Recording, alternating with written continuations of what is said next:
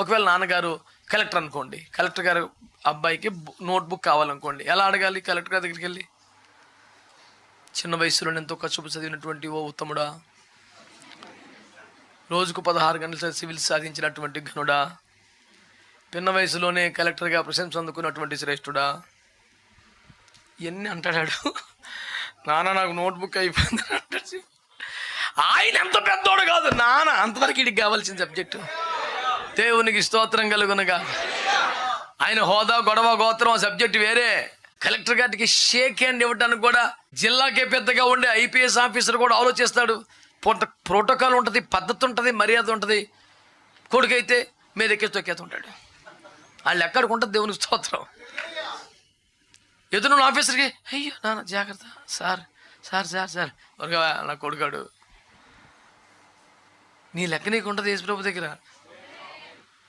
ఆయన రేంజ్ తగ్గిపోయి కాదు, నీ రేంజ్ పెరిగిపోయి కదా, అదంతే. ఇంకా దీనికి ఇంకా ప్రోటోకాల్ సిస్టమ్ ఏముంటుంది. దేవునికి స్తోత్రం.